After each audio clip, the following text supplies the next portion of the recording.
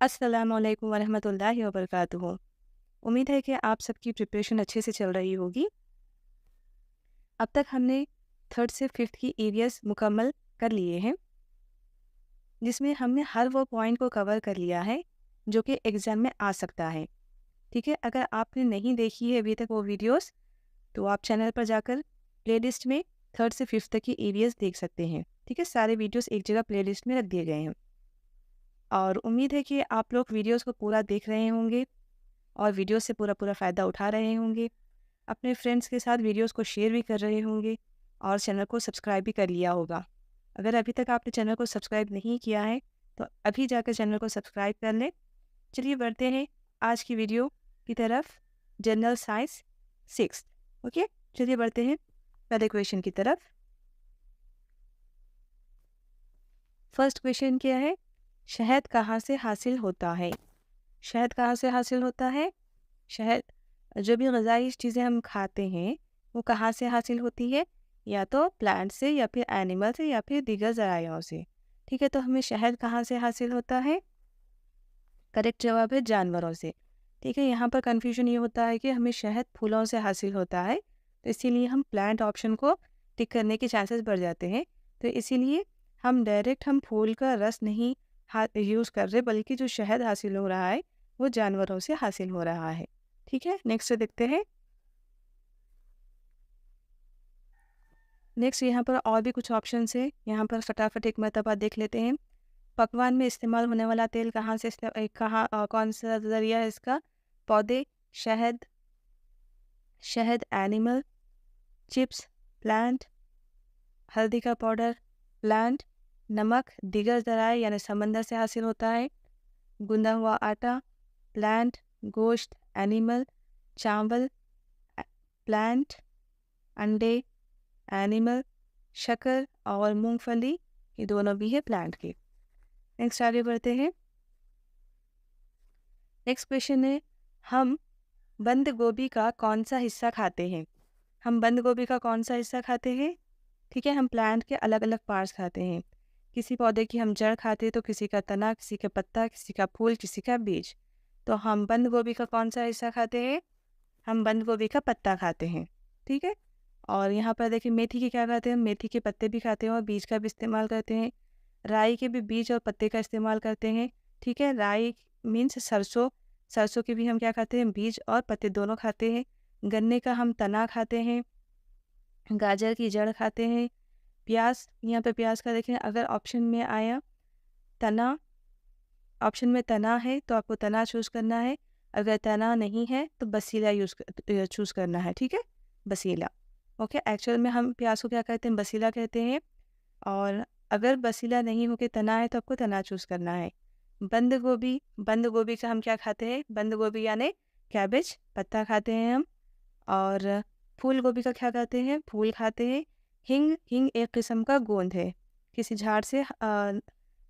झाड़ से निकलने वाला गोंद है। ठीक है, उसको हम क्या कहते हैं? हींग कहते हैं उसको। ठीक है, नेक्स्ट बढ़ते हैं अगले क्वेश्चन की तरफ। अगला सवाल है, साहिली इलाकों में मछली को महफूज करने के लिए तरीका कौन सा है? ठीक है, कौन सा तरीका है? स्मोकिंग का तरीका। ठीक है, तो यहाँ पर हम कई सारी ग़िज़ाओं को महफूज करके लंबे समय तक रखते हैं। ठीक है, उसमें क्या है? साहिली इलाकों में मछली को स्मोकिंग के तरीके से महफूज करके रखते हैं।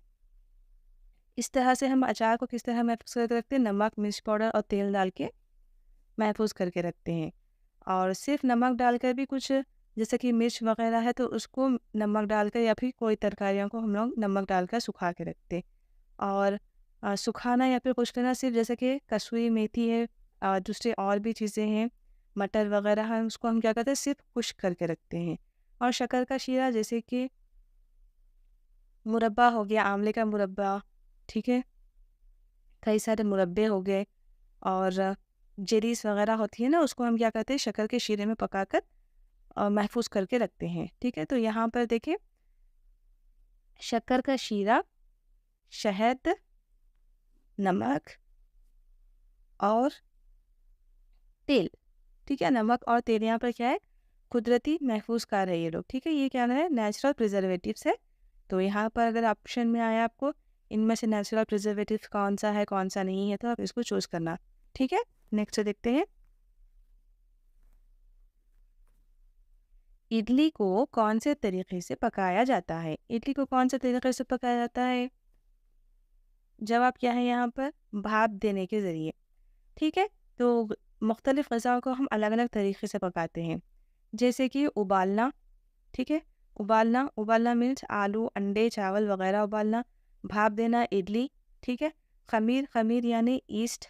ठीक है, यहाँ पर फर्मेंटेशन करके जो भी ग़िज़ाएँ पकाते हैं, जैसे कि डोसा, केक वगैरह, इसके अंदर ईस्ट डाल के आटे को फुला लेते हैं।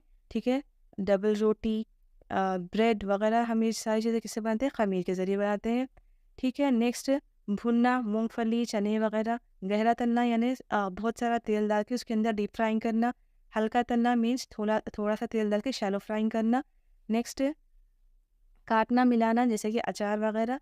चॉपिंग, टुकड़े करना और मिलाना, जैसे कि सैलेड वगैरह। ठीक है, नेक्स्ट देखते हैं। अगला सवाल है, कौवा है। कौवा कौन सी किस्म का कौवा कौन सी किस्म का परिंदा है? ठीक है, नबातखोर, गोश्तखोर या फिर हमाखोर? क्या है ये? हमाखोर। ठीक है, कौवा हमाखोर है क्योंकि ये जानवरों से हासिल होने वाली भी ग़िज़ा खाता है और पौधों से हासिल होने वाली ग़िज़ा भी खाता है, इसलिए हम इसको क्या कहेंगे? हमाखोर। हमाखोर की और एग्जाम्पल क्या है? जैसे कि इंसान, मुर्गी वगैरह। ठीक है, नेक्स्ट देखते हैं। नेक्स्ट सवाल है, गिद्ध ग़िज़ा के लिए कौन सी बसारत, कौन से हिस्स का ज़्यादा इस्तेमाल करता है? गिद्ध ग़िज़ा के लिए कौन से हिस्स का इस्तेमाल करती है? तो यहाँ पर देखिए, हर जानवर ना अपने अलग अलग हिस्स को इस्तेमाल करते हुए अपने ग़िज़ा की तलाश करते हैं।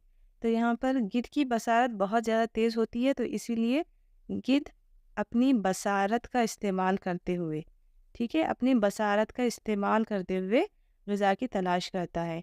इसी तरह से कुत्ते सूंघते हुए, अपनी नाक का इस्तेमाल करते हुए सूंघने के हिस्से ग़िज़ा को तलाश करते हैं। गिद्ध बसारत का इस्तेमाल करते हैं और चमगादड़ अपने सुनने की, ठीक है, की सलाहियत का इस्तेमाल करते हैं।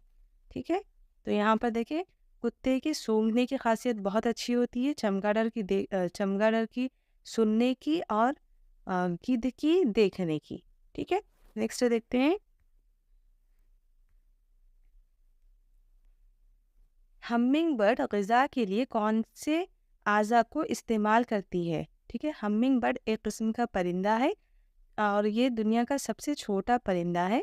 इसकी चोंच लंबी होती है। ठीक है, इसकी चोंच लंबी होती है, वो फूलों के अंदर अपनी इस चोंच को डाल के फूलों का रस पीती है। ठीक है, तो हमिंग बर्ड अपनी ग़िज़ा हासिल करने के लिए, ग़िज़ा को खाने के लिए किस तरह से इस्तेमाल करती है? वो अपनी लंबी चोंच का इस्तेमाल करती है।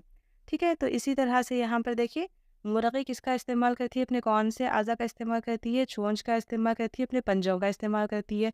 ठीक है, इस तरह से कौवा किसका इस्तेमाल करता है? अपने पंजों का और चोंच का इस्तेमाल करता है। कुत्ता अपने तेज़ दाँतों का इस्तेमाल करता है। ठीक है, इस तरह से यहाँ पर देखिए, यहाँ पर क्या है? गाय अपने अ, दाँतों का, मुँह का इस्तेमाल करती है। और यहाँ पर तितली देखिए, तितली की ना छोटी सी बारीक सी सूंड होती है, वो उसके ज़रिए अपनी ग़िज़ा हासिल करती है। ये हमिंग बर्ड अपनी लंबी पतली चोंच को फूल के अंदर डाल के ग़िज़ा को हासिल करती है। और गिलहरी अपने दोनों सामने के हाथ हाथ बोलिए या फिर पैर, ठीक है, उसको इस्तेमाल करते हुए और अपने मुंह और दांत को इस्तेमाल करते हुए ग़िज़ा हासिल करती है। और यहाँ पर क्या है? मेंढक मेंढक अपनी ज़ुबान का इस्तेमाल करता है।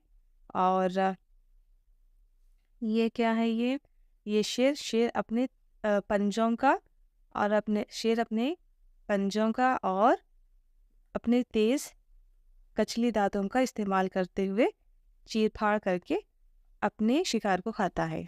ठीक है? नेक्स्ट देखते हैं, कौन से परिंदे की चोंच हलक़ेदार होती है? ठीक है? कौन से परिंदे की चोंच हलक़ेदार होती है? ठीक है? इस तरह से हलक़ेदार मीन्स इस तरह से किसकी चोंच होती है? ठीक है, किसकी होती है चोंच ये? तोते की। ठीक है? तोते की चोंच क्या होती है? हल्केदार होती है।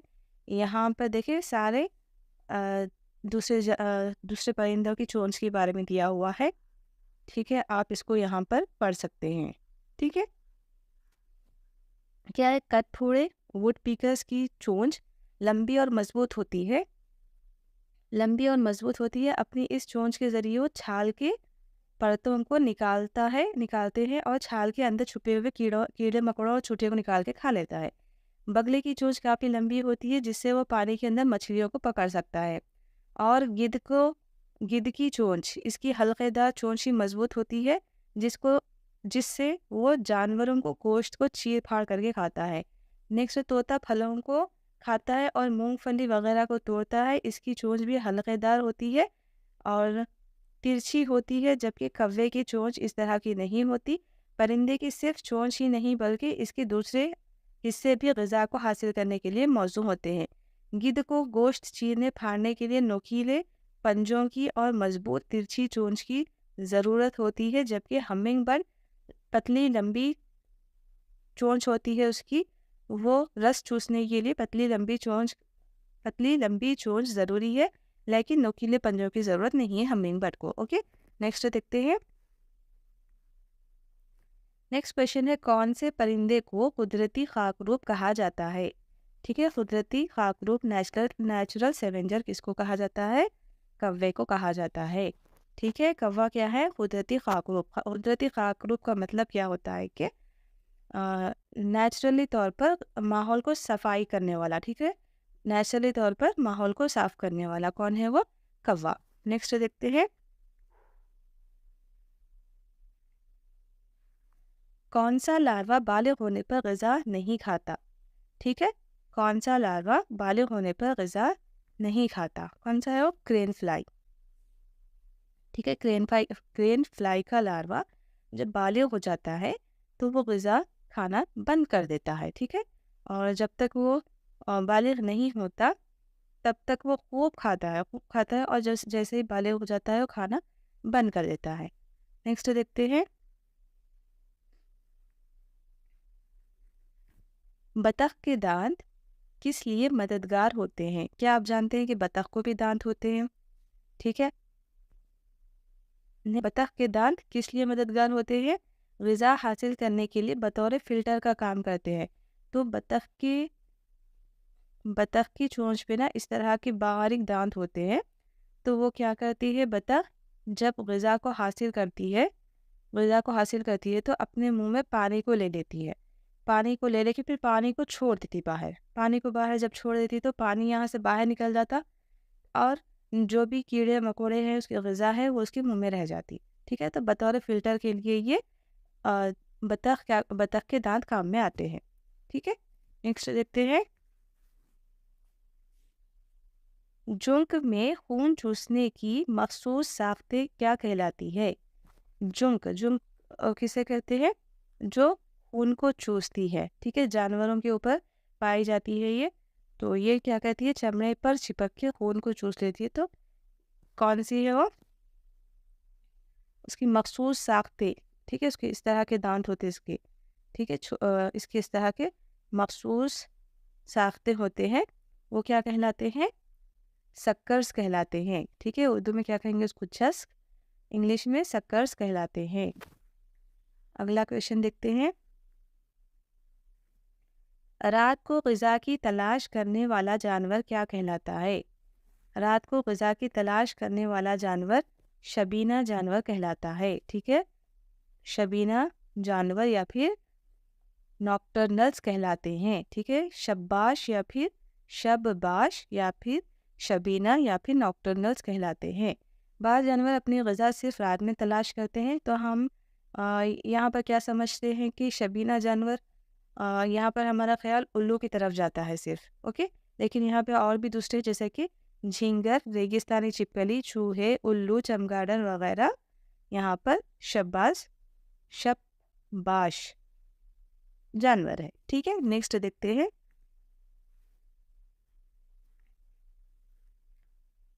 ग़िज़ाई ज़ंजीर।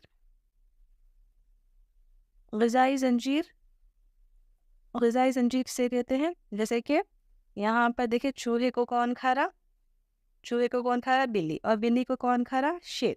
तो ये क्या हो गई, ग़िज़ाई ज़ंजीर, ठीक है, जिसपे एक जानवर दूसरे जानवर पर मुनहसिर होता है ग़िज़ा के लिए। घास को कौन खा रहा, हिरन, और हिरन को कौन खा रहा, लोमड़ी। इस तरह से, ठीक है। ये दो दो ठीक तरह से सीक्वेंस में नहीं है, इसको हम जोड़ मिलाना है, पता नहीं, ठीक है। यहाँ पर ये थोड़ा डिफरेंट आ गई है, ठीक है। नेक्स्ट देखते हैं। नेक्स्ट देखिए यहाँ पर चूंटियों की हैरत अंगेज कहानी। यहाँ पर चूंटियों के बारे में कुछ इंपॉर्टेंट पॉइंट्स हैं यहाँ पर, ठीक है। तो यहाँ से अगर क्वेश्चन आ गया तो फिर मुश्किल हो जाएगी, ठीक है। इसीलिए इसको भी मैं यहाँ पर ऐड कर ली हूँ, ठीक है। देखिए, चींटियाँ कई कामों को अंजाम देती हैं। इन कामों को अंजाम देने के लिए चींटियों की एक बड़ी फौज होती है। इनमें कई किस्म की चींटियाँ होती है।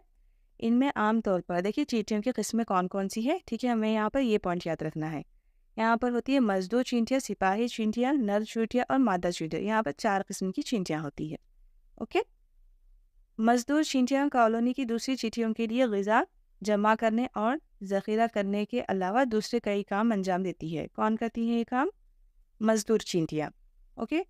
और जिस तरह हम गायों को दूध के लिए पालते हैं, चींटियाँ भी इस तरह शहदनुमा चीज़ के लिए एक कीड़े को रखती है, ठीक है। तो एक मीठे से पिगमेंट के लिए ये चींटियाँ क्या करते हैं, एक कीड़ा रखते हैं अपने पास, ठीक है। कीड़ा उनके साथ पालते वो लोग, तो वो क्या है, वो उस कीड़े का नाम क्या है, एफिड, ओके, उसका नाम है एफिड। हमारी तरह चींटियाँ भी एक बेहतरीन किसान होती है, ठीक है। चींटियाँ भी क्या करती है, खुद की काश्त भी करती है अपनी ग़िज़ा के लिए। वो कैसे करती है, ये पत्तों को टुकड़ों में काटकर इन्हें एक बिस्तर की तरह जमा देती है, जिस पर एक किस्म की फंगस उगती है, जिसे वो ग़िज़ा के तौर पर इस्तेमाल करती है, ओके। यहाँ से 2-3 पॉइंट्स इंपॉर्टेंट है, तो एज ए स्टोरी आप इसको याद रख लें, ठीक है। चलिए आगे बढ़ते हैं। अगला सवाल है, तालाब की सतह पर पाया जाने वाला पौधा कौन सा है, ठीक है। यहाँ पर ये देखिए वेरी इंपॉर्टेंट पॉइंट है, यहाँ पर वेरी इंपॉर्टेंट क्वेश्चन है। यहाँ पर तालाब के ना ऊपरी सतह पर अलग जानवर और पौधे पाए जाते हैं, दरमियानी सतह पर अलग जानवर और पौधे पाए जाते हैं, और निचली सतह में अलग पाए जाते हैं, ठीक है। यहाँ पर तालाब एक क्या है, मस्कन है, जिसके हर हिस्से में अलग अलग जानवर और पौधे पलते हैं, ठीक है। तो तालाब की सतह पर पाया जाने वाला पौधा कौन सा है, पिस्टिया, ठीक है। तालाब की सतह पर पाया जाने वाला पौधा कौन सा है, पिस्टिया। बास उजवे जैसे घोंगे, ठीक है, ये देखें बहुत इंपॉर्टेंट है।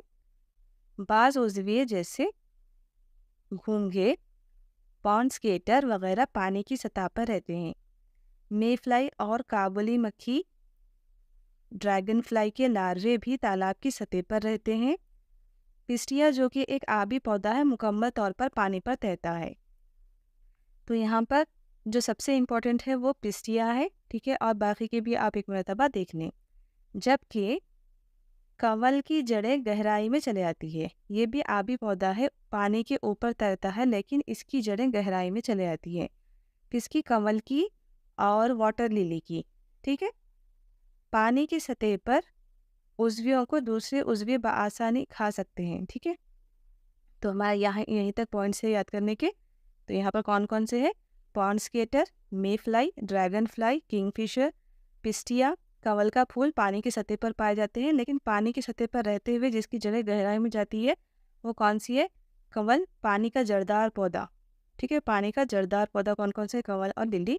जबकि ऊपर तैरने वाला पौधा, सिर्फ ऊपर तैरने वाला पौधा कौन सा है, पिस्टिया, मुकम्मल तौर पर ऊपर तैरने वाला। नेक्स्ट देखते हैं, जुंक और मच्छर के लार्वे तालाब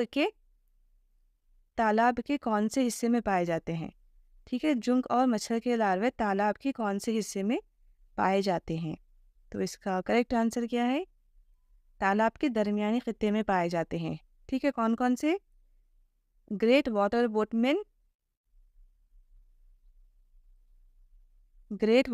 में जुंक और मच्छर के लार्वे पाए जाते हैं, ठीक है, दरमियानी हिस्से में पाए जाते हैं। मछली और खेकड़े भी, ठीक है, मछलियाँ और खेकड़े भी दरमियानी हिस्से में ही तैरते रहते हैं। तालाब के किनारे पर घास, मेंढक, बगले, ठीक है। खेकड़े वगैरह होते हैं। मछलियाँ आमतौर पर इस मुकाम पर अंडे देती है। तो यहाँ पर इम्पोर्टेंट पॉइंट क्या है कि मछलियाँ आमतौर पर कहाँ अंडे देती है? वो तालाब के किनारों पर, ठीक है। तालाब के किनारों पर घास होता है, वहाँ पर मछलियाँ अंडे देती है। और मेंढक भी तालाब के किनारे पर होते हैं। तो कौन से जानवर कहाँ पर होते हैं ये आपको मालूम होना चाहिए, ठीक है। एक मरतबा इसको अच्छे से देख लें। नेक्स्ट आगे बढ़ते हैं। हाइड्रेला तालाब के कौन से हिस्से में पाया जाता है? ठीक है, हाइड्रेला भी क्या है? एक आबी पौधा है।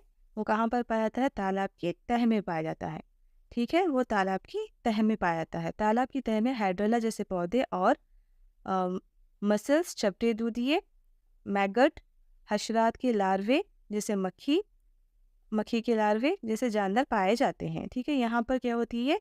रोशनी बहुत कम होती है, लेकिन ग़िज़ा वाफिर मकदार में मुर्दा अजसाम और सड़ी गली अशिया की शक्ल में दस्तयाब होती है। कहाँ पर? तह में, ठीक है। नेक्स्ट देखते हैं। अगला सवाल है, साहिली इलाकों में उगने वाले पौधे कौन से हैं? ठीक है, साहिली इलाकों पे जहाँ पर मिट्टी दलदली होती है, ठीक है, वहाँ पर मिट्टी दलदली होती है, कभी भी वहाँ पे खुश्क नहीं होती, हमेशा चिकन रहता है, तो वहाँ के पानी में ऑक्सीजन की कमी हो जाती है, ठीक है। तो वहाँ पर कौन से किस्म के पौधे उगते हैं? वहाँ पर मैंग्रोव्स पौधे उगते हैं, ठीक है। वहाँ पर मैंग्रोव्स पौधे उगते हैं और वो पौधों की ना इस तरह से जड़ें बाहर आती है, ठीक है, नीचे से जड़ें ऊपर आती है ताकि ऑक्सीजन की कमी को पूरा कर सके। वहाँ पर मिट्टी दलदली होने की वजह से वहाँ पर पौधों में ऑक्सीजन की कमी हो जाती है। तो यहाँ पर उसको छोटे छोटे पोर्स होते हैं उनकी जड़ों पे, वो और ऑक्सीजन को अब्जॉर्ब करने में मदद करते हैं, ठीक है। नेक्स्ट देखते हैं। नेक्स्ट है, ये एक रेगिस्तानी पौधे की मिसाल है, ठीक है। रेगिस्तानी पौधे की मिसाल किसकी किसकी है? कैक्टस, ठीक है, कैक्टस, बबूल, घीगवार, ठीक है। पौधों जैसे मिर्ची, चमेली के पौधों की तरह पानी की ज़रूरत नहीं होती, ठीक है, ये नहीं है, बल्कि क्या है? कैक्टस, बबूल और घीगवार, ठीक है, घीगवार। ये कौन से प्लांट्स हैं? ये रेगिस्तानी पौधे हैं, ठीक है, रेगिस्तानी पौधे हैं। नेक्स्ट देखते हैं। नेक्स्ट देखिए, ये तालाब का हिस्सा है, यहाँ पर तालाब एज ए मस्कन है यहाँ पर। तो यहाँ पर तालाब आपके ऊपरी सतह में क्या पाए जा रहे हैं? ये पिस्टिया पौधे हैं, ठीक है। तालाब के ऊपरी हिस्से पर पिस्टिया पौधे पाए जाते हैं और निचले हिस्से में देखिए ये हाइड्रेला है, ये ठीक है, ये हाइड्रेला प्लांट्स पाए जाते हैं। और तालाब के दरमियानी हिस्से में खेकड़े, मछलियाँ वगैरह पाई जाती हैं। और तालाब के किनारे पर घास होती है, उसमें मेंढक वगैरह होते हैं और मछलियाँ इसमें अंडे देती है, ठीक है। नेक्स्ट आगे बढ़ते हैं। यहाँ पर देखिए, नेक्स्ट है यहाँ पर एक प्लांट एज ए मस्कन।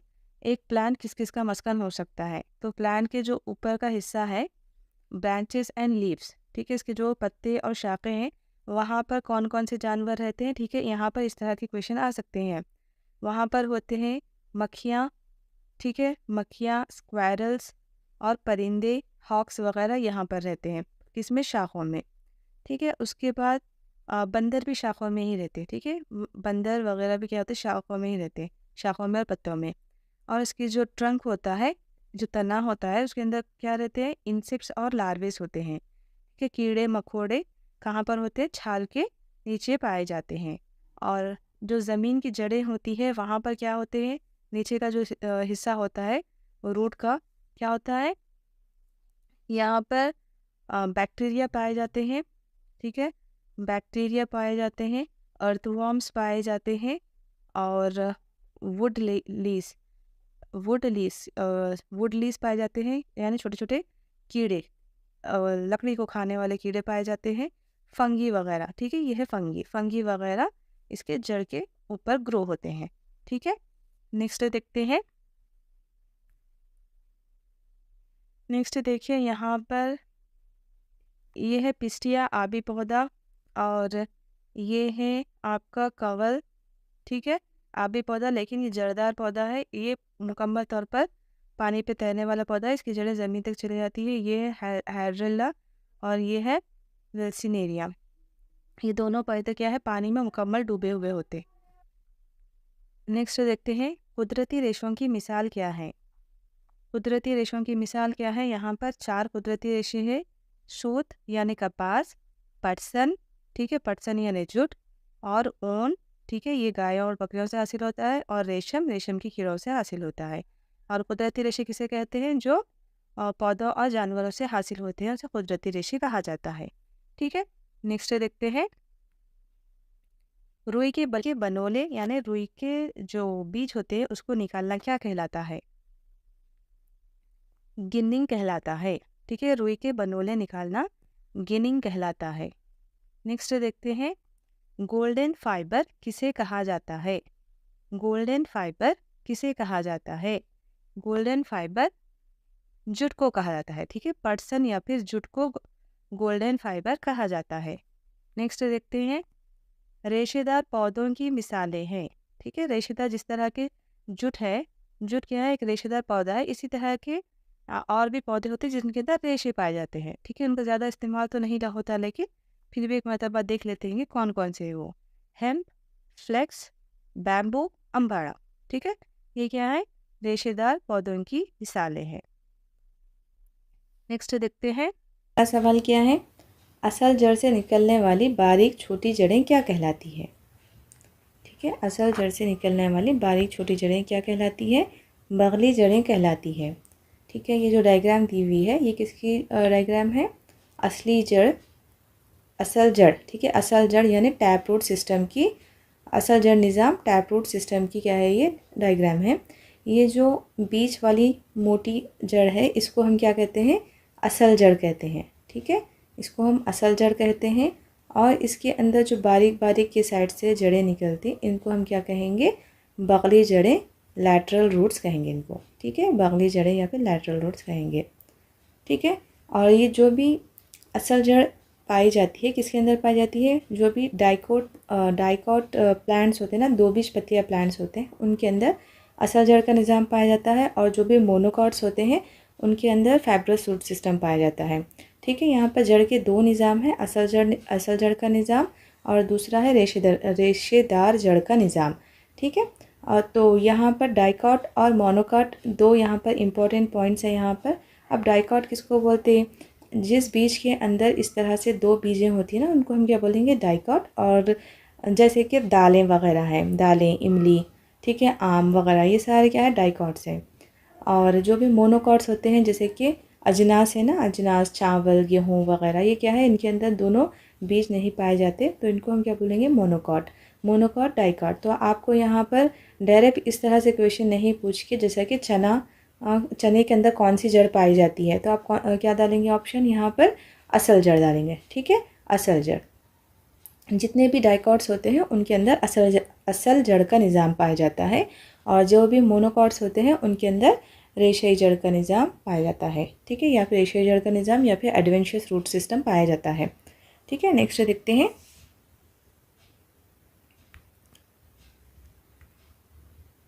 अगला सवाल है, तने के कायदे से निकलने वाली बारीक जड़ें क्या कहलाती है? ठीक है, ये तना है। ठीक है, तने के नीचे से बारीक निकलने वाली जड़ों को हम क्या बोलेंगे? ठीक है, तने का कायदा इसको बोलेंगे। ठीक है, ये तने का कायदा है, ये जो बारीक जड़ें निकलती है उसको क्या बोलेंगे हम? रेशेदार जड़ें। ठीक है, क्या कहेंगे इसको? रेशेदार जड़ें। तो यहाँ पर देखें एग्जाम्पल, यहाँ पर जो है जड़ों का निज़ाम वो कौन सा है? रेशेदार जड़ों का निज़ाम है। ये घास वगैरह में पाया जाता है। और ठीक है, इसको फाइब्रस रूट सिस्टम भी बोलते हैं। और एक और सिस्टम होता है जो कि एडवेंशियस रूट सिस्टम बोलते हैं उसको। एडवेंशियस रूट सिस्टम में क्या होता? इस तरह से, जैसे कि जवार में, मकई में होते हैं ना, इस तरह से जड़ें निकलती है, फिर थोड़ा ऊपर से इस तरह से निकलती। ठीक है, उसको क्या बोलते हैं? Adventitious root system. तो जो एडवेंशियस और रेशेदार जड़ का निज़ाम होता है ये किसके अंदर पाया जाता है? मोनोकॉट्स के अंदर पाया जाता है, जबकि सारे के सारे डाइकॉट्स के अंदर असल जड़ का निज़ाम पाया जाता है। ठीक है, नेक्स्ट देखते हैं। ज़ख़ीरा करने वाली जड़ों की मिसाल कौन सी है? ज़ख़ीरा करने वाली जड़ें किसे कहेंगे? ऐसी जड़ें जो अपने अंदर ग़िज़ा को ज़ख़ीरा करके फूल जाती है, उनको क्या कहते हैं हम? ज़ख़ीरा अंदोज़ जड़ें या फिर बसली जड़ें भी कहते हैं। ठीक है, तो बसली जड़ों की यहाँ पर एग्जाम्पल्स कितनी हैं? 3 हैं। ओके, गाजर, शलजम, मूली। ये बसली जड़ों की मिसालें हैं। ये क्यों फूल जाते हैं? ये अपने जो ग़िज़ा है उसको महफूज किस में कर लेते हैं लोग? अपनी जड़ों के अंदर करके फूल के मोटे हो आते हैं, इसलिए इनको हम बसली जड़ें भी कहते हैं। ठीक है, बसली जड़ें ट्यूबरस रूट्स भी कहते हैं। ठीक है, नेक्स्ट देखते हैं। यहाँ पर आगे देखते हैं। चलिए नेक्स्ट देखेंगे, पत्ते का फैला हुआ चपटा हिस्सा क्या कहलाता है? ठीक है, ये इम्पॉर्टेंट क्वेश्चन है यहाँ पर। पत्ते का फैला हुआ चपटा हिस्सा, ठीक है, ये पत्ता होता है ना, इस तरह का पत्ता, पत्ते के अंदर का जो फैला हुआ हिस्सा है, ठीक है, ये जो पूरा फैला हुआ हिस्सा है, इतना सारा हिस्सा है, इसको हम क्या कहते हैं? पत्ते के इस हिस्से को हम क्या कहते हैं?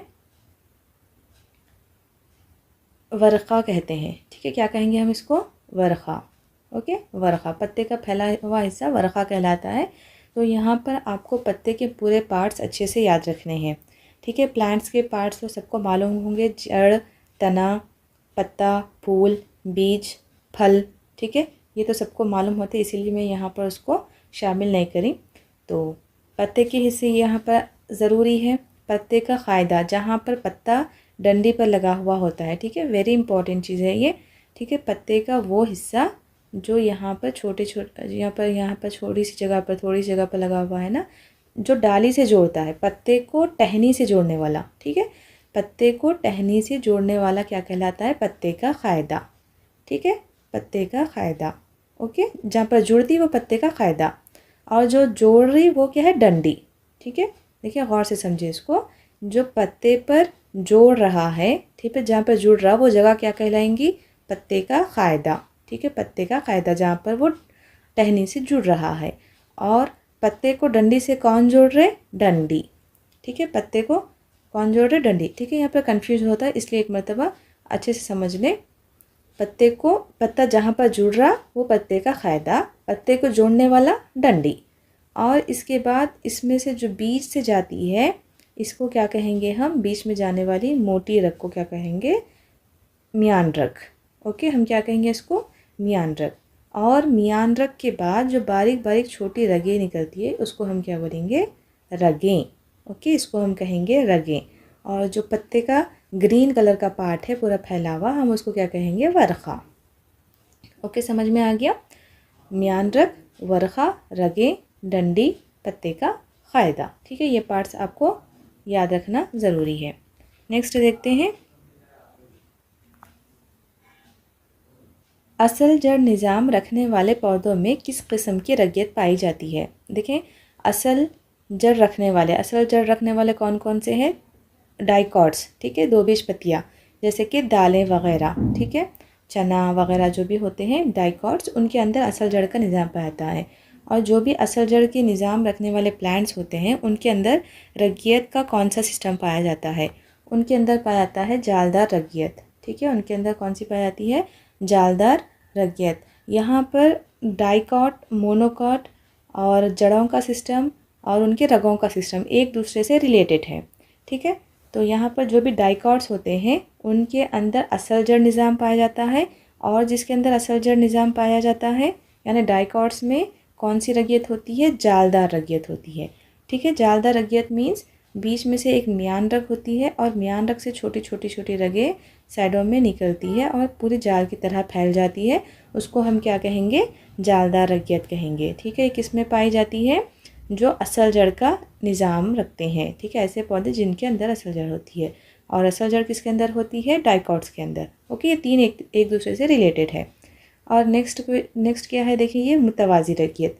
मुतवाज़ी रगियत किसके अंदर पाई जाती है? जिसके अंदर एडवेंशियस रूट या फिर जालदार रगियत पाई जाती है, उनके अंदर मुतवाज़ी रगियत पाई जाती है। ठीक है, मुतवाज़ी रगियत किसको कहेंगे? इसके अंदर जो बीच में म्यान रग होती है, म्यान रग के साइड से, बाजू से सेम उसी के पैरेलल यहाँ पर रगें जाती है। ठीक है, इस तरह जाल की तरह जाल नहीं बनाती।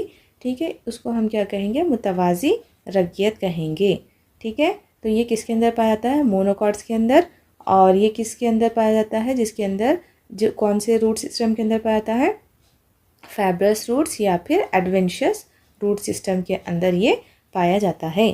ठीक है, नेक्स्ट इसकी एग्जांपल क्या है? जैसे कि मकई, ज्वार, घास वगैरह।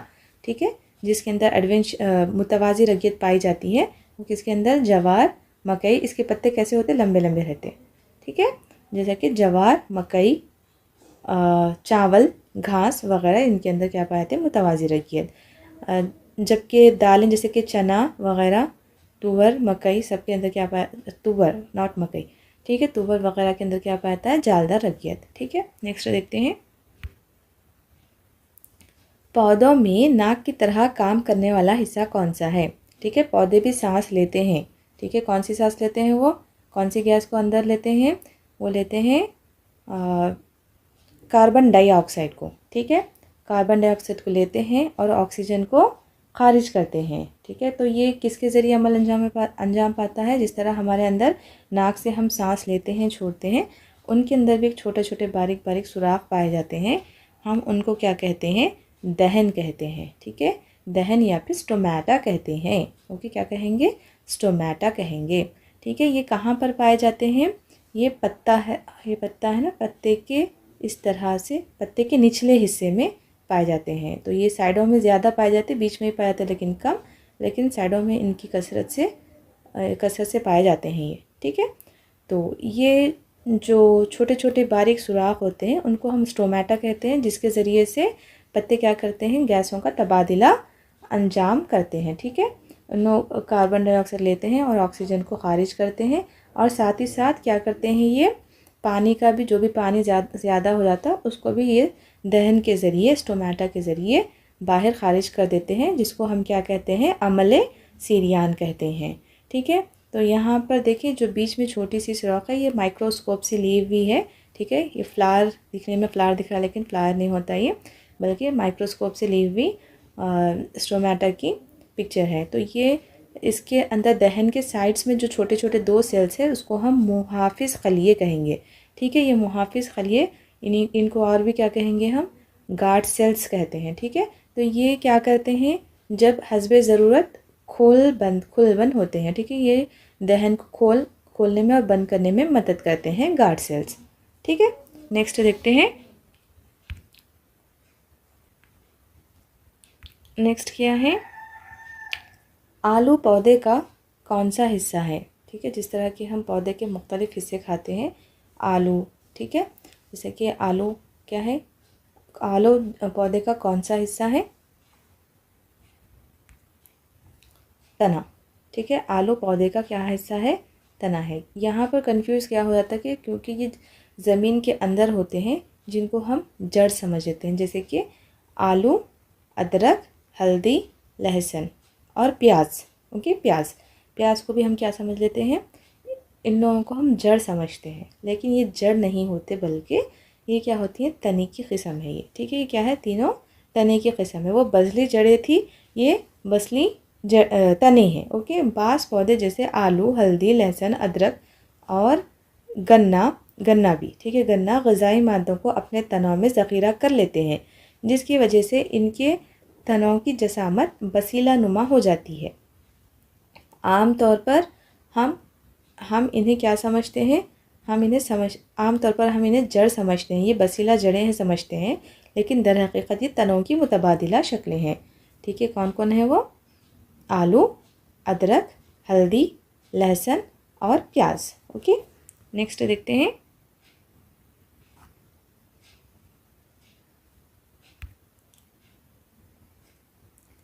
पौधे में ज़ायद पानी को खारिज करने का अमल क्या कहलाता है? ठीक है, ज़ायद पानी को खारिज करने का अमल क्या कहलाता है? पौधे में ज़ायद पानी को खारिज करने का अमल क्या कहलाता है? अमल सीरियान कहलाता है। इस अमल में पौधे क्या करते हैं? इस अमल में पौधे ज़मीन से पानी को अब्ज़ॉर्ब करके जितना पानी की ज़रूरत है वो पानी को क्या करते हैं? यूज़ में ले लेते हैं, और जो भी एक्स्ट्रा पानी होता है वो दहन के ज़रिए खारिज कर देते हैं, ठीक है। तो इस अमल को हम क्या कहते हैं? अमल सीरियान कहते हैं, ओके। ट्रांसपिरेशन कहते हैं, ओके। नेक्स्ट देखते हैं, पौधे में ग़िज़ाई तैयारी का अमल क्या कहलाता है? ग़िज़ा की तैयारी का अमल पौधे में क्या कहलाता है? ये तो सबको पता है, शुआई तरकीब कहलाता है, ठीक है। पौधे में ग़िज़ा की तैयारी का अमल शुआई तरकीब कहलाता है। इस अमल के अंदर पौधे क्या करते हैं? सूरज की रोशनी सूरज की रोशनी को और कार्बन डाइऑक्साइड पानी को इस्तेमाल करते हुए ग़िज़ा तैयार करते हैं। ठीक है, अपनी ग़िज़ा खुद से तैयार करते हैं, इसलिए पौधों को हम क्या कहते हैं, खुद तग़ज़ई कहते हैं, क्योंकि ये खुद की ग़िज़ा खुद तैयार करते हैं, इसलिए ये खुद तग़ज़ई कहलाते हैं। ठीक है, इनका ग़िज़ा तैयार करने का अमल क्या कहलाता है, शुआई तरकीब, फोटोसिंथेसिस कहलाता है। ठीक है, नेक्स्ट देखते हैं। ऐसे उज़लात जो हड्डियों से जुड़े हुए होते हैं कहलाते हैं। ठीक है, आई थिंक ये 2022 में भी क्वेश्चन आया था। ठीक है, ऐसे उज़लात जो हड्डियों से जोड़ते हैं क्या कहलाते हैं। ठीक है,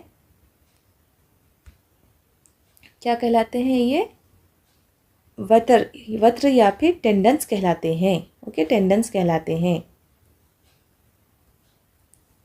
चंद उज़लात, ठीक है, इसमें दोनों में कंफ्यूज हो जाते हैं हम। यहाँ पर क्या है, टेंडन्स है और दूसरा फाइबर्स भी है, क्या है, लिगामेंट्स। ओके, टेंडन्स और लिगामेंट्स में यहाँ पर कन्फ्यूजन हुआ था, तो यहाँ पर आप दोनों में क्लियरिटी रख लें यहाँ पे। ठीक है, ऐसे उज़लात जो हड्डियों से जुड़ते हैं, यहाँ पर किसका किसका कनेक्शन है, हड्डी का और उज़लात का। ठीक है, ओके, यहाँ पर एक उज़लात है और एक हड्डी है, तो वो जो जुड़ रहे उनको हम क्या बोलेंगे, टेंडन्स बोलेंगे। जबकि दोनों हड्डियों को जोड़ने वाले रेशे क्या कहलाते हैं, रिबात कहलाते हैं। वो नेक्स्ट देखेंगे हम। यहाँ पर क्लियरिटी रख लें आप। चंद उज़लात के सरे गोल सफ़ेद कैसे होते हैं, ये गोल सफ़ेद रस्सी नुमा रेशों से बने हुए होते हैं जो हड्डियों को जोड़ते हैं। ऐसे रेशों की साख को हम क्या कहते हैं, टेंडन्स कहते हैं, वतर या फिर टेंडन्स कहते हैं। ठीक है, इनके सरे हड्डी से चिमटे हुए होते हैं। ये उज़लात है और किससे जुड़े हुए हैं, ये हड्डी से चिमटे हुए हैं। ओके, आप वतर को जिस्म के कौन से हिस्से में देख सकते हैं, कहनी के ऊपरी हिस्से में और घुटने के अंदर हिस्से में आप इसको महसूस कर सकते हैं। ओके, यहाँ पर घुटने के अंदर साइड और कहनी के ऊपर साइड इसको महसूस कर सकते हैं। ओके, आगे ना समझ में, यहाँ पर उज़लात और हड्डी के दरमियान जो पाया जाता है, जो जोड़ते हैं रेशे, वो क्या कहलाते हैं, वो टेंडन्स या फिर वतर कहलाते हैं। ओके, नेक्स्ट आगे बढ़ते हैं। दो हड्डियों को आपस में जोड़ने वाले रेशे क्या कहलाते हैं। ठीक है, दो हड्डियों को आपस में जोड़ने वाले रेशे क्या कहलाते हैं, दो हड्डियों को आपस में जोड़ने वाले रेशे रिबात कहलाते हैं। क्या कहलाते हैं, रिबात या फिर लेगिमेंट्स कहलाते हैं। क्या कहलाते हैं, लेगिमेंट्स। ओके, रिबात या फिर लेगिमेंट्स कहलाते हैं। ठीक है, यहाँ पर दोनों हड्डियाँ हैं। ओके, वहाँ पर उज़लात और हड्डी के दरमियान था, यहाँ पर दोनों हड्डियों के दरमियान है। ठीक है, ये चीज़ को क्लियर रखें, इन दोनों में कंफ्यूज होने के चांसेस रहते। ठीक है, नेक्स्ट देखते हैं। कंधे का जोड़ किस किस्म का जोड़ है, कंधे का जोड़ किस किस्म का जोड़ है। यहाँ पर तमाम जोड़ों के बारे में दिया हुआ है लेसन्स में। ठीक है, हमारे पास कितने जोड़ होते हैं, 4 किस्म के जोड़ होते हैं, और वो कहाँ कहाँ पाए जाते हैं देखते हैं हम। कंधे का जोड़ किस किस्म का जोड़ होता है, कौन सा जोड़ है कंधे का, कंधे का जोड़ गेंद और प्याला नुमा जोड़ है। ठीक है, कंधे का जोड़ क्या कहलाता है, गेंद और प्याला नुमा जोड़ कहलाता है, जिसको हम इंग्लिश में क्या कहते हैं, ball and socket joint. Okay, ball and socket joint, क्योंकि ये हड्डी इस तरह से बॉल और सॉकेट की तरह होती है, इसीलिए हम इसको क्या कहते हैं, गेंदो प्याला नुमा जोड़ कहते हैं। ठीक है, ये कहाँ पर पाई जाती है, ये शोल्डर की जॉइंट। ठीक है, कंधे की जॉइंट यानी शोल्डर की जॉइंट। नेक्स्ट देखते हैं।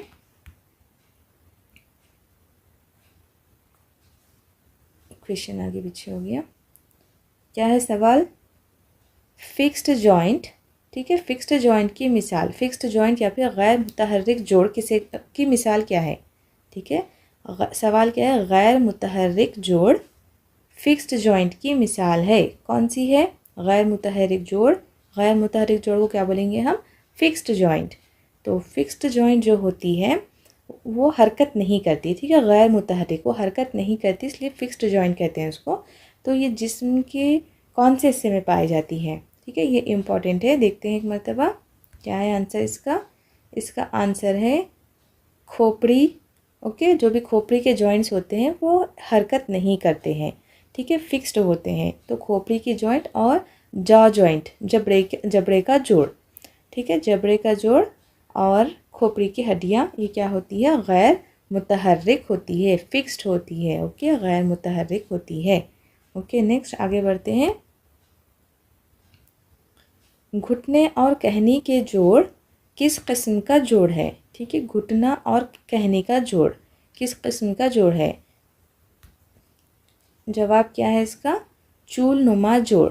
ओके, चूल नुमा जोड़ या फिर हिंग जॉइंट। तो ये हिंग जो जॉइंट है, हिंग जॉइंट बोलेंगे हम। ठीक है, चूल नुमा किसे कहते हैं? जैसे कि दरवाजे के पीछे चूल्स होते हैं ना, चूल होते हैं ना, हिंग्स। उसको जैसा एक साइड खुलता है, दूसरी साइड उसको अपन खोल नहीं सकते। ठीक है, उसको क्या कहते हैं हम? चूल नुमा कहते हैं। ठीक है, जिस तरह की हमारी कहनी है, इसको हम सामने के साइड मोड़ सकते हैं, लेकिन उसको पीछे की साइड नहीं मोड़ सकते। ये सिर्फ एक ही साइड मोड़ सकता है, दूसरी साइड नहीं हरकत कर सकता। तो हम उसको क्या बोलेंगे? चूल नुमा जोड़। ये जिस्म के कौन से हिस्से में पाया जाता है? घुटने में, कहने में और बाज़ उंगलियों में वगैरह पाया जाता है ये। ठीक है, चूल नुमा जोड़। तो इसकी बेस्ट एग्जाम्पल क्या है यहाँ पे? इंपॉर्टेंट एग्जाम्पल क्या है? घुटना और कहनी। नेक्स्ट देखते हैं, गर्दन का जोड़ किस किस्म का जोड़ है? ठीक है, गर्दन का जोड़ किस किस्म का जोड़ है? सारे के सारे जोड़ यहाँ पर इंपॉर्टेंट है, अच्छे से याद रखें। गर्दन का जोड़ महवरी जोड़ है। ठीक है, क्या कहेंगे इसको? महवरी जोड़, पिवोटल जॉइंट। ठीक है, पिवोटल जॉइंट या फिर महवरी जोड़। ओके, पिवोटल जॉइंट या फिर महवरी जोड़, क्योंकि महवर यानी अपने एक्सिस पे, गर्दन क्या होती है? अपने एक्सिस पे चारों तरफ घूम लेती है। ठीक है, सॉरी, चारों तरफ नहीं, गोल इस तरह से घूम सकती है, गोल घूम सकती है, अपने एक्सेस पे घूम सकती है। ठीक है, गर्दन घूम सकती है। ओके, सर नहीं, बल्कि सिर्फ गर्दन। गर्दन क्या होती है? अपने एक्सेस पे पूरा 360 डिग्रीज घूम सकती है। इसीलिए हम इसको क्या कहते हैं? महवरी जोड़, महवरी जोड़ या फिर पिवोटल जॉइंट कहते हैं। ओके, नेक्स्ट आगे बढ़ते हैं। कौन से जानवर की हड्डियाँ खोखली होती है? कौन से जानवरों की हड्डियाँ खोखली होती है? परिंदों की। ठीक है, परिंदों की हड्डियाँ खोखली होती है, जिसकी वजह से ये आराम से हवा में उड़ सकते हैं। ठीक है, हवा में उड़ने का रीज़न क्या है परिंदों का? क्योंकि उनकी हड्डियाँ खोखली होती है। ठीक है, नेक्स्ट देखते हैं। नेक्स्ट क्वेश्चन है, शीरखुर के रीढ़ की हड्डी में कितने फ़िक्रे पाए जाते हैं? फ़िक्रे मीन्स इस तरह की जो रीढ़ की हड्डी होती है, रीढ़ की हड्डी के अंदर छोटे छोटे हड्डियाँ पाए जाते हैं। ठीक है, इस तरह के छोटे छोटे हड्डियाँ पाई जाती है। ऐसे छोटे छोटे हड्डियों से मिलकर रीढ़ की हड्डी बनी हुई होती है, और इसके अंदर से क्या, निकाई डोर गुजरती है। ठीक है, तो ये जो हड्डियाँ हैं छोटे छोटे, इसको हम क्या बोलेंगे? फ़िक्रे बोलेंगे। ठीक है, एक इंसान के अंदर कितने फ़िक्रे पाए जाते हैं और शीरखोर के अंदर कितने फ़िक्रे पाए जाते हैं? चलिए देखते हैं कितने पाए जाते हैं। एक शीरखोर के अंदर 33 फ़िक्रे पाए जाते हैं। ठीक है, ये वेरी इंपॉर्टेंट है, अच्छे से देखिए आप। एक शीरखोर के अंदर यानी छोटा बच्चे के अंदर, उसके अंदर 33 फ़िक्रे पाए जाते हैं। जबकि जब इंसान बड़ा हो जाता है तो क्या होता है? बाद में आखिरी 9 ज़ेरी हिस्से में से 5 फ़िक्रे आपस में मिलकर वाहिद हड्डी बनाते हैं। बाकी के 4 फ़िक्रे मिलकर एक और हड्डी बनाते हैं। ठीक है, क्या आप बता सकते हैं कि आपकी रीढ़ की हड्डी में कितने फ़िक्रे हैं? तो यहाँ पर देखिए 9, ये 9 जाके कितने बन गए? 2 बन गए। ठीक है, 9 जाके 2 बन गए यहाँ पर। ठीक है, तो 33 जाके यहाँ पर कितने बन गए हमारे पास? 33 के जो नीचे के हड्डियाँ थे, नीचे के फ़िक्रे थे, 9 में से जाके 5 मिलके एक हड्डी बन गई और 4 मिलके एक हड्डी बन गई। तो टोटल कितने हुए? 33 माइनस 9 कितना हुआ? 24। ठीक है, 33 माइनस 9 कितना हो गया? 24। और 24, ओके, 24 जो थे उसके अंदर, और जो 24 के बाद जो 9 थे, वो 9 में से क्या हो गए? 4 की एक बन गई, 5 की एक बन गए, तो 2। ठीक है, तो टोटल कितने हो गए अपने पास? 26। एक बड़े बालिग इंसान के अंदर कितनी हड्डियाँ होती होगी? एक फ़िक्रे के अंदर 26। ठीक है, इसका आंसर क्या हो सकता है? 26। ओके, नेक्स्ट देखते हैं। ये देखिए यहाँ पर स्केलेटन सिस्टम दिया हुआ है। तो इस स्केलेटन सिस्टम में हम देखेंगे कुछ इम्पॉर्टेंट चीज़ें यहाँ पर देखने की कोशिश करेंगे हम।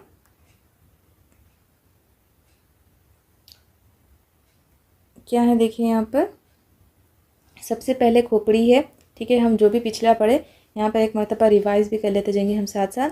खोपड़ी के अंदर होते हैं 22 हड्डियाँ। ओके, 22 हड्डियाँ पाई जाती है और खोपड़ी के जो जॉइंट्स होते हैं वो फिक्स जॉइंट होते हैं। और ये कंधे के जोड़ में कौन सा जॉइंट पाता है? Ball and socket joint. ठीक है, क्या बोलेंगे इसको हम? गेंदों प्याला नुमा जोड़। ठीक है, फिर ये क्या है? बाजू की ऊपरी हड्डी, पसलियाँ, फिर बाजू की निचली हड्डी, रान की हड्डी। जिस्म की सबसे बड़ी हड्डी कौन सी होती है? रान की हड्डी, जिसको हम क्या कहते हैं? फीमर भी कहते हैं। ठीक है, यहाँ पर नहीं दिया, लेकिन हम क्या बोलेंगे? जो रान की हड्डी होती है, थाई बोन, सबसे जिस्म की लंबी और सबसे मजबूत हड्डी होती है और इसको हम क्या कहते हैं? फीमर कहते हैं। उसके बाद है यहाँ पर पिंडली की हड्डियाँ, उसके बाद पैरों की उंगलियाँ और इसको कहते हैं पेल्विक घेरा। ठीक है, ये भी इम्पॉर्टेंट है। हमारे जिस्म का जो सारा वज़न होता है बैठे वक्त वो किस पे होता है? पेल्विक घेरे पे होता है। आनी घेरा पेल्विक ग्रेडल पे होता है। ठीक है, तो ये आनी घेरा जिस्म पे जब हम बैठते हैं तो जिस्म का सारा वज़न किस पे होता है? आनी घेरे पर होता है और हमारा बैठने का दारो मदार भी आनी घेरे पर ही होता है। अगर आनी घेरा ना होता तो हम ठीक तरह से बैठ नहीं सकते थे। ठीक है, उसके बाद ये जितने हमारे एक हाथ होता है इसके अंदर 30 पाई जाती है, 30 हड्डियाँ, 30 हड्डियाँ पाई जाती है। इसमें 30 पाई जाती है, फिर इसमें 30 पाई जाती है और खोपड़ी में 22 पाई जाती है। ठीक है, और ये हमारी जो रीढ़ की हड्डी है, ये वाली रीढ़ की हड्डी है, इसके अंदर कितनी? बचपन में 33 पाई जाती है। जब बड़े हो जाते हैं तो आई थिंक इसके अंदर 26 पाई जाती है। ठीक है, नेक्स्ट आगे बढ़ते हैं। नेक्स्ट देखते हैं, ज़ेरे ज़मीन पानी का फ़ीसद कितना है? कितना है ज़ेरे ज़मीन ताज़ा पानी का फ़ीसद? ओके, ताज़ा पानी। ठीक है, ताज़ा पानी या फिर साफ़ पानी जिसे कहते हैं वो ज़ेरे ज़मीन पानी को कहते हैं और ज़ेरे ज़मीन पानी का फ़ीसद कितना है? 1%। ओके, नेक्स्ट देखते हैं, जिस्म में कितने फ़ीसद पानी की मकदार है? ठीक है, हमारे जिस्म में पानी की कितनी मकदार है? 70%। ओके, हमारे जिस्म में पानी की 70% मकदार है। मकनातीस के साथ खेले में आपका फर्स्ट पॉइंट आता है यहाँ पर, मकनातीस को किसने दरियाफ्त किया? मकनातीस को एक चरवाहा, ठीक है, एक चरवाहा मैग्नस नामी चरवाहे ने दरियाफ्त किया। ओके, नेक्स्ट पॉइंट है यहाँ पर, मैग्नस ने जिन पत्थरों को बाहर निकाला था लोड स्टोन कहा जाता है। ठीक है, मैग्नस ने ये जो पत्थरों को पानी से निकाला था वो क्या कहलाता है? लोड स्टोन कहलाता है। इसका मतलब क्या है कि लोड स्टोन एक कुदरती मकनातीस है। ठीक है, लोड स्टोन एक कुदरती मकनातीस है। चलिए नेक्स्ट पॉइंट देखते हैं। नेक्स्ट पॉइंट है मकनातीस के अक़साम। मकनातीस के 4 अक़साम हैं, bar magnet, horseshoe magnet, ring magnet और डिस्क मैग्नेट। तो हम शेप के लिहाज से मैग्नेट को 4 टाइप्स में डिवाइड कर सकते हैं, वो है bar magnet, horseshoe magnet, ring magnet और डिस्क मैग्नेट। चलिए नेक्स्ट देखते हैं।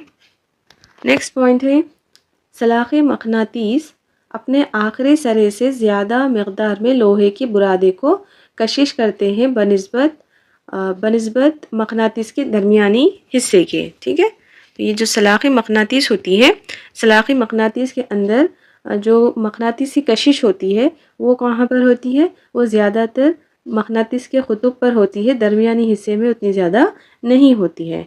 और जब भी हम मकनातीस को इस तरह आज़ादाना तौर पर ठहरा देंगे तो वो हमेशा शुमालन जुनूबन ठहर जाती है।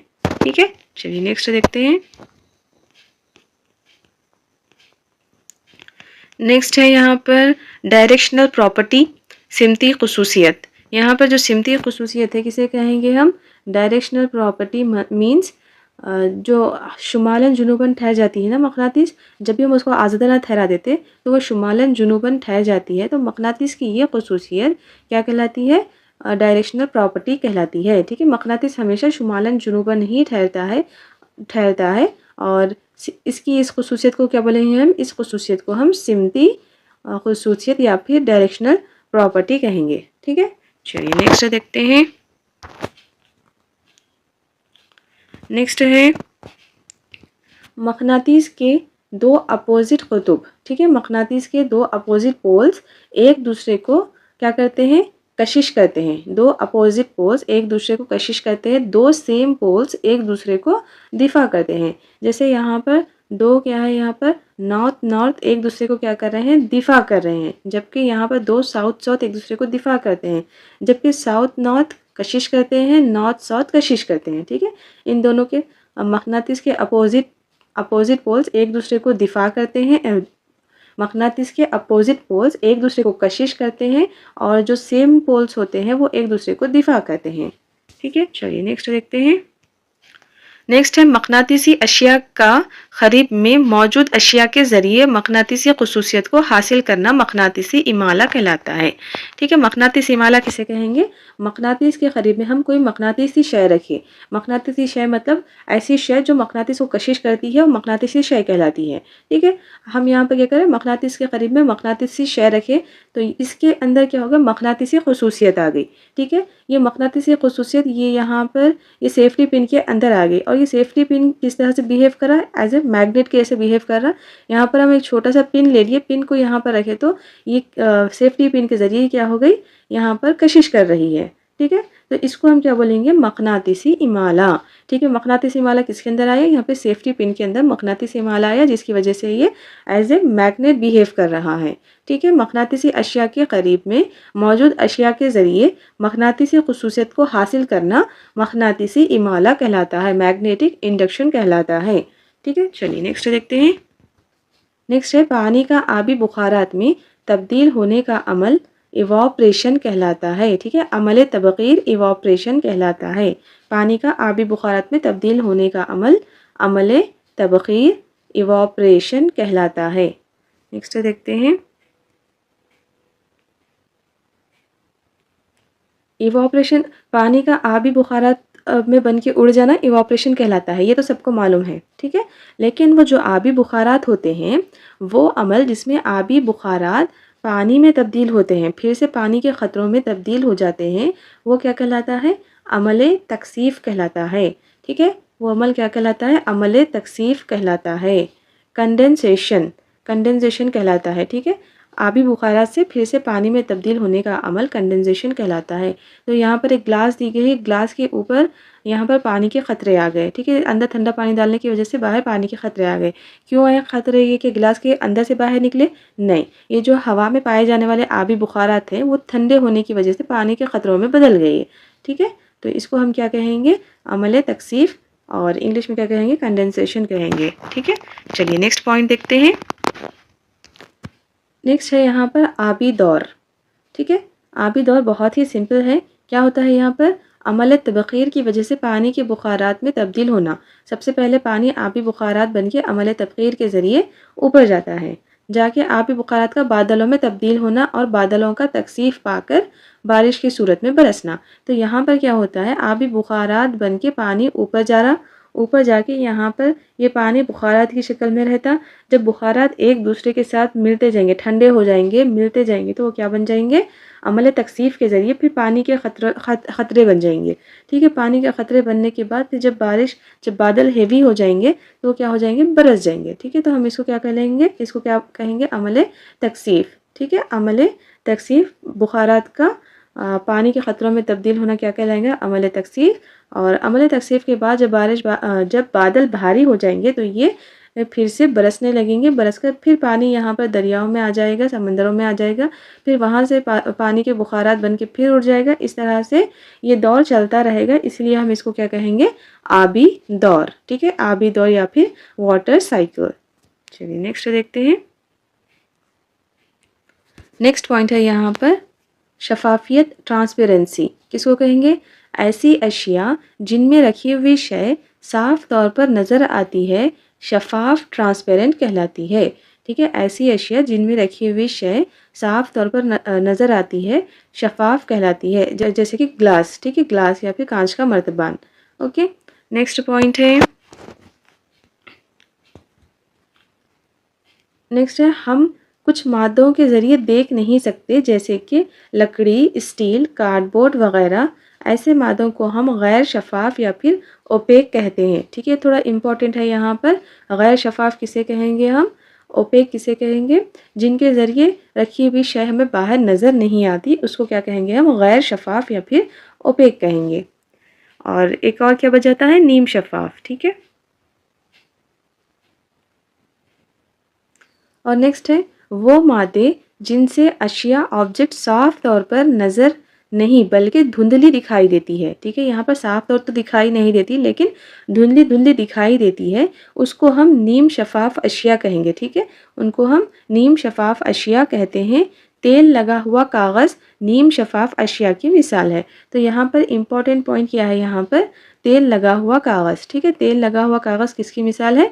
नीम शफ़ाफ़ अशिया की मिसाल है। नेक्स्ट है पॉइंट यहाँ पर, कुछ मादे जो एक शक्ल के हैं पानी में डूब जाते हैं और दूसरी शक्ल के पानी पर तैरते हैं। वो मादे जो पानी में डूबते हैं उनको तैरने के लायक बनाया जा सकता है, ठीक है। यहाँ पर इम्पोर्टेंट पॉइंट क्या है? यहाँ पर वो मादे जो पानी में डूबते हैं उनको तैरने के लायक बनाया जा सकता है, लेकिन वो तमाम अशिया जो तैरते हैं उनको डूबने के लायक नहीं बनाया जा सकता है, ठीक है। चलिए नेक्स्ट पॉइंट देखते हैं। नेक्स्ट पॉइंट है, हमने ये देखा कि कुछ मादों को पानी के साथ मिलाया जाए तो वो हल हो जाते हैं, ठीक है। अगर हम अशिया को कोई चीज़ों को पानी में अगर मिलाते हैं तो वो हल हो जाते हैं, फिर दोबारा हमें नज़र नहीं आते, उसमें पानी में घुल मिल जाते हैं, तो हम उसको क्या कहेंगे? हल पज़ीर अशिया कहेंगे उसे, ठीक है। हल पज़ीर अशिया, सॉलेबल कहेंगे। और वो मादे जिनको पानी के साथ मिलाने पर वो हल नहीं होते, इनको हम नाहल पज़ीर अशिया कहेंगे, नाहल पज़ीर इनसॉल्युबल कहेंगे, ठीक है। चलिए नेक्स्ट देखते हैं। नेक्स्ट है अलहदगी के तरीक़े, मेथड्स ऑफ सेपरेशंस, ठीक है। मेथड्स ऑफ सेपरेशन, यहाँ पर अलहदगी के कुछ तरीक़े हैं। चलिए देखते हैं क्या है। फर्स्ट है हैंड पिकिंग, ठीक है, हाथों से चुनना। जो भी अशिया जो मोटी होती है, चुनने के लायक होती है, उसको हम किससे चुनते हैं? हाथों से चुनते हैं। हाथ के इस्तेमाल से पत्थर को चावल और दाल से अलग किया जा सकता है, ठीक है। ऐसे जो भी काम होते हैं जिसको जो हम हाथों से निकाल कर उसकी अलहदगी कर सकते हैं, उसको क्या कहेंगे हम? हाथों से चुनना, ठीक है। ये बहुत ही ईजी है और उतना इम्पोर्टेंट नहीं है। और नेक्स्ट पॉइंट क्या है यहाँ पर? पछोड़ना, ठीक है। पछोड़ना, ये जो पछोड़ना है, ठीक है, इसका यहाँ पर दिया गया है। पछोड़ने का मतलब क्या होता है? दाने के मुकाबले में भूसी हल्की होती है और यही खासियत को इस्तेमाल करके किसान दानों को अलहदा करता है, ठीक है। यहाँ पर क्या होता है? दो तरह की चीज़ें पाई जाती है एक मुरक्कब में, ठीक है। तो यहाँ पर क्या होता है? दाने होते हैं और भूसा होता है। दानों से भूसा अलग करने का तरीक़ा क्या कहलाता है? दानों से भूसा अलग करने का तरीक़ा पछोड़ना कहलाता है, ठीक है। बहुत ही सिंपल चीज़ें हैं, तो इसको याद रखें हम। दाने से भूसे को अलग करने का तरीक़ा क्या कहलाता है? पछोड़ना कहलाता है। और यहाँ पर क्या होता है कि एक चीज़ भारी होना चाहिए, एक चीज़ हल्की होना चाहिए। जो भारी चीज़ होती है अजनास की, वो ढेर रह जाती है और जो भूसी होती है वो हवा में उड़ जाती है। नेक्स्ट देखते हैं। नेक्स्ट है तहनशीनी और अमले निथार। तहनशीनी किसे कहेंगे? तह में जमा हो जाते हैं। आपने देखा कि रेत और कीचड़ के ज़र्रात कांची गिलास के तह में जमा हो जाते हैं, इसको हम तलछट कहते हैं, ठीक है। जो कीचड़ वगैरह पानी में नीचे जमा हो जाते हैं उसको तलछट कहते हैं। वो तरीक़ा जिसमें कीचड़, मड और रेत को अलहदा करते हैं, इनको हम तरसीब, सिडमेंटेशन कहते हैं, ठीक है। किसी ग्लास में पानी लेकर, ठीक है, इस तरह से यहाँ पर किसी ग्लास में पानी लेकर उसको कुछ वक्त के लिए छोड़ दें तो उसके रेत और कीचड़ के जो ज़र्रात होते हैं वो यहाँ पर नीचे जम जाते हैं, ठीक है। इसको क्या नीचे जम जाते हैं, इसको हम क्या कहेंगे? और सिडमेंटेशन कहेंगे, ठीक है। ये पानी को हम जब ऊपर से निकाल लेते हैं तो ये दोनों क्या होता है? कीचड़ और पानी अलग हो गया यहाँ से, तो इस अमल को क्या कहेंगे हम? सिडमेंटेशन कहेंगे, ठीक है। सिडमेंटेशन, या फिर उर्दू में क्या कहेंगे उसको? तलछट, ठीक है। तलछट कहेंगे। तलछट जो जमता है नीचे उसको तलछट कहेंगे। और इस अमल को क्या कहेंगे हम? तरसीब कहेंगे, ठीक है। तरसीब यानी सिडमेंटेशन। कीचड़ से पानी को अलहदा करना क्या कहलाएगा? यहाँ पर तरसीब कहलाएगा। तरसीब के बाद ग्लास को थोड़ा सा ऊपर की जानिब इस तरह उल्टाइए कि इसका किनारा दूसरे लगन से मस हो और तरसीब उसी हालत में रहे। तह नशीनी से पानी अलहदा होगा। इस तरीक़े को हम निथारना कहेंगे, ठीक है, इस तरीके को, ये जमाने को क्या बोलेंगे हम यहाँ पर, तरसीब कहेंगे। और यहाँ पर कीचड़ को नीचे ऐसे ही रख के आहिस्ते से गिलास को यहाँ पर मोड़ के पानी को इस तरह से निकाल लेना, क्या कहलाएगा यहाँ पर, निथारना कहलाएगा। ठीक है, निथारना, डिसेंटेशन कहलाएगा। चलिए नेक्स्ट पॉइंट देखते हैं। नेक्स्ट पॉइंट है, किसान छलनी को इस्तेमाल करते हुए बड़ी और छोटी जसामत के दानों को अलहदा करते हैं। ठीक है, बड़ी और छोटी जसामत के अशिया को अलहदा करने के लिए हम कौन सा तरीक़ा इस्तेमाल करते हैं, अलहदा करने का, छलनी करने का तरीक़ा इस्तेमाल करते हैं। ठीक है, और नेक्स्ट है तख्तीरी कागज़। तख्तीरी कागज़ एक छलनी की तरह है जो कागज़ से ही तैयार किया जाता है, जिसमें बारीक सुराख होते हैं, पिन होल्स होते हैं। और इस तरह की छलनी को इस्तेमाल करते हुए हम बारीक ज़र्रात छान लेते हैं। ठीक है, पानी के अंदर पाए जाने वाले बारीक ज़र्रात को अलहदा करने के लिए हम तख्तीरी कागज़ या फिर फ़िल्टर पेपर का इस्तेमाल करते हैं, जैसा कि यहाँ पर दिया गया है। ठीक है, ये क्या है, फ़िल्टर पेपर है। नेक्स्ट देखते हैं। नेक्स्ट है खलमाओं का तरीक़ा, ये इम्पॉर्टेंट है यहाँ पर देखिए क्या है, बीकर में कुछ नमकीन पानी लेकर गर्म करें और इस महलूल को कांच के सलाख से हिलाएं। उस वक्त तक गर्म करें जब तक कि बीकर का पानी तबखीर ना हो जाए, यानी पानी बुखारात बन के उड़ जाए। बीकर की सतह में क्या बाकी रहेगा, और उसके बाद बीकर में क्या बाकी रह जाएगा, वहाँ पर जो नमक रहेगा वो बाकी रह जाएगा। आपको नमक की कलमें और सफ़ूफ बाकी मिलेगा। ठीक है, तो इस तरीके को हम क्या कहेंगे, कलमाओ क्रिस्टलाइजेशन कहेंगे। जो नमक समंदर से हासिल करने का जो तरीक़ा होता है वो भी कौन सा तरीक़ा होता है, खलमाओ का तरीक़ा होता है, क्रिस्टलाइजेशन मेथड होता है, जिसके ज़रिए हम समंदर के पानी से नमक को हासिल करते हैं। नेक्स्ट पॉइंट देखते हैं, अमल कशीदगी, डिस्टिलाइजेशन। अमल कशीदगी किसे कहेंगे, इस तरह से। ठीक है, जो हम पानी इस्तेमाल करते हैं डिस्टिल्ड वाटर, वो किस तरह से हासिल होता है, अमल कशीदगी के ज़रिए हासिल होता है। ठीक है, डिस्टिल्ड वाटर। ओके, नेक्स्ट देखते हैं। नेक्स्ट देखिए यहाँ पर कुछ इम्पोर्टेंट पॉइंट है।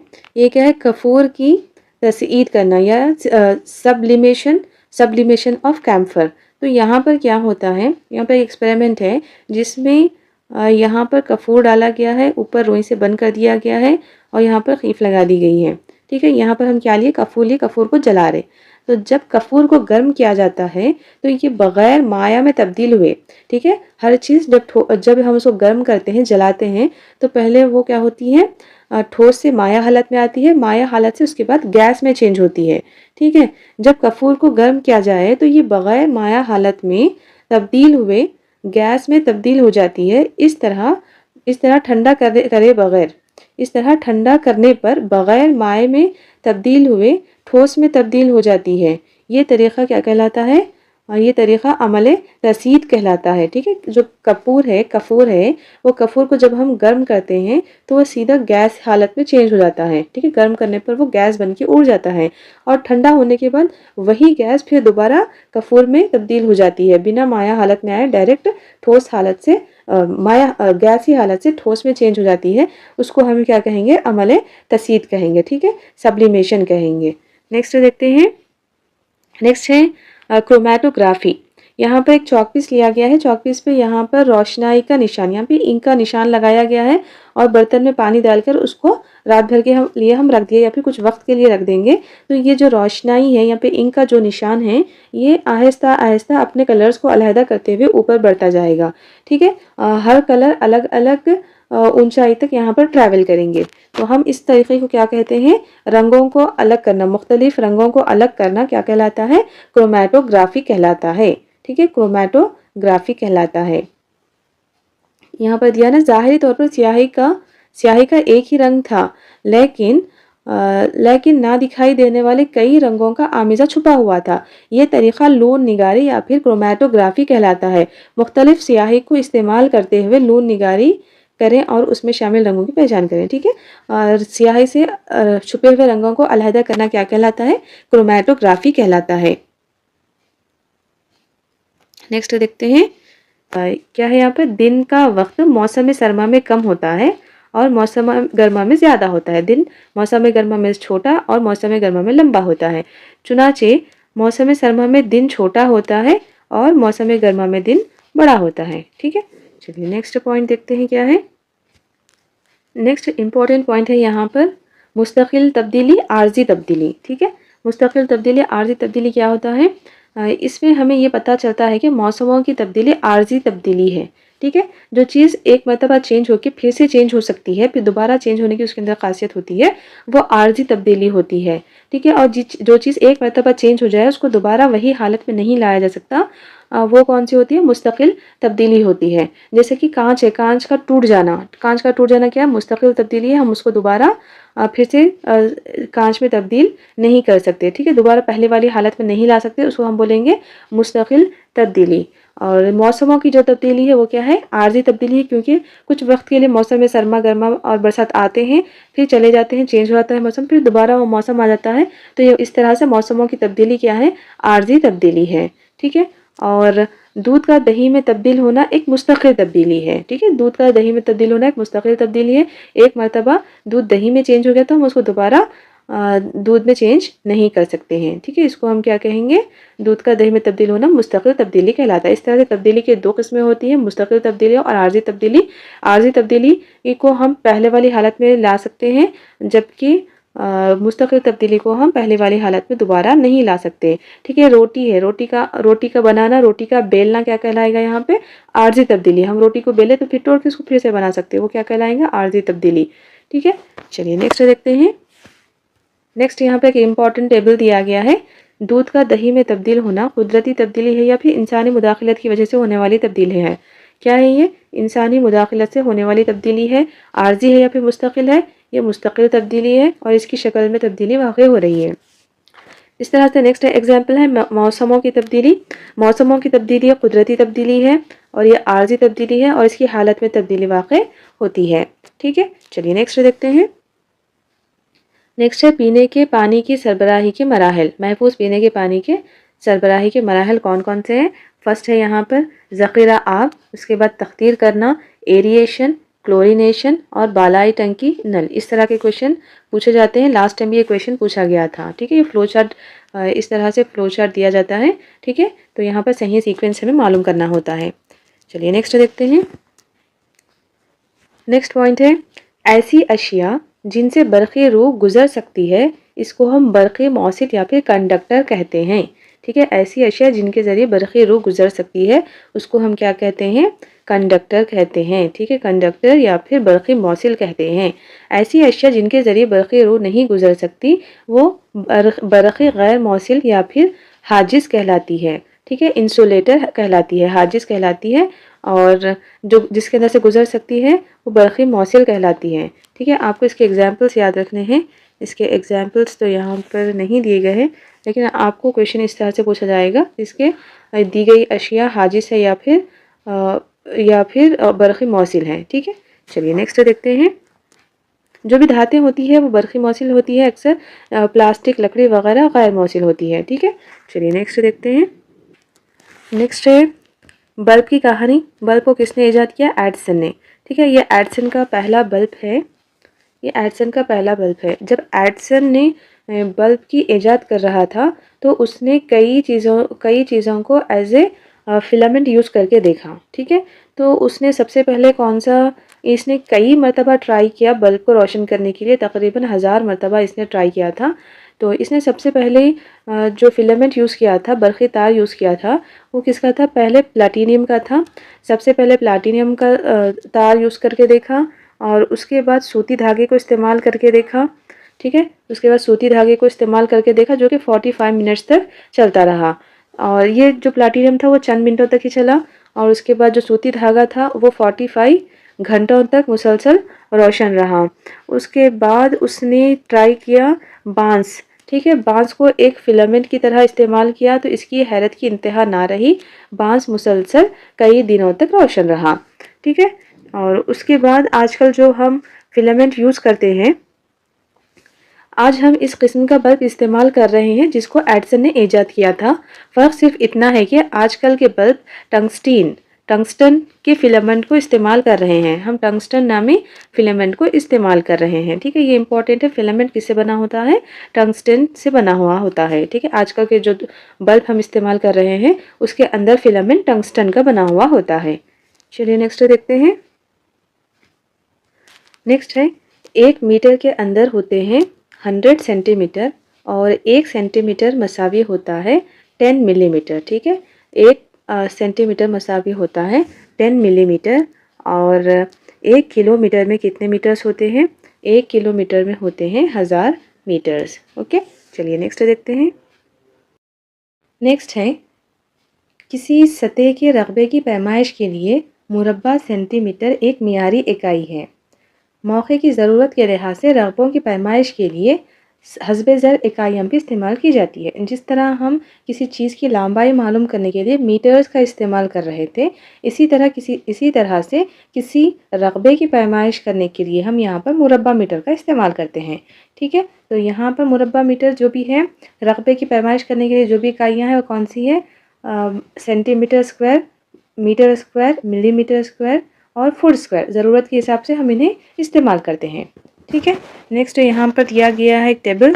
टेबल में क्या है? यहाँ पर अगर हम तूल की इकाई मालूम करें, तूल की पैमाइश कर रहे तो हम उसको किसमें देखेंगे? मीटर्स में। ठीक है, मीटर अगर वही उसका रकबा मालूम कर रहे तो मीटर स्क्वायर, और centimetre centimetre square, millimetre millimetre square, foot foot square. ठीक है, चलिए नेक्स्ट आगे देखते हैं। नेक्स्ट है मुकाब का हजम। अगर मुकाब का हजम मालूम करना है, हजम किसको कहेंगे हम? किसी चीज़ के अंदर कितनी चीज़ आ सकती है। यहाँ पर ये 3D हो जाएगा यहाँ पे। ठीक है, जैसे कि यहाँ पर एक क्यूब है, ठीक है, मुकाब है। ये मुकाब के अंदर कोई चीज़ कितनी समा सकती है, उसके अंदर कितनी कैपेसिटी है, उसको क्या बोलेंगे? हजम बोलेंगे। ठीक है, तो हजम की पैमाइश किस तरह से की जाती है? 1 सेंटीमीटर क्यूब। ठीक है, ठीक है, तो यहाँ पर हम हजम की पैमाइश क्यूब्स में करते हैं, मुकाब में करते हैं। ठीक है, और ठोस की जिस्म की पैमाइश के लिए मुकाब सेंटीमीटर मियारी इकाई है। किसी ठोस चीज़ की पैमाइश करने के लिए क्यूबिक सेंटीमीटर यानी मुकाब सेंटीमीटर एक मियारी इकाई है। नेक्स्ट है 1 लीटर मसावी होता है 100 मिलीलीटर के, 1 मीटर मसावी होता है 100 सेंटीमीटर के, 1 किलोमीटर मसावी होता है 1000 मीटर्स के, 1 सेंटीमीटर मसावी होता है 10 मिलीमीटर के, 1 हेक्टर मसावी होता है 10,000 मीटर स्क्वायर के। ठीक है, चलिए नेक्स्ट देखते हैं। नेक्स्ट इम्पॉर्टेंट पॉइंट है यहाँ पर, ये जो पिनहोल कैमरा है, पिनहोल कैमरे में ख्याल किस तरह से बनता है? पिनहोल कैमरे में ख्याल उल्टा दिखाई देता है। ठीक है, ख्याल उल्टा दिखाई देता है। चलिए नेक्स्ट देखते हैं। नेक्स्ट पॉइंट है जब रोशनी किसी शय पर पड़ती है तो वापस लौटती है, इसको हम क्या कहते हैं? इनेकास, रिफ्लेक्शन कहते हैं। ठीक है, यहीं पर ख़त्म होता है हमारा आज का वीडियो। अगर आज का वीडियो आपको इन्फॉर्मेटिव लगा है तो वीडियो को लाइक कीजिए, चैनल को सब्सक्राइब कीजिए। मिलते हैं अगली वीडियो में, तब तक के लिए अल्लाह हाफिज़।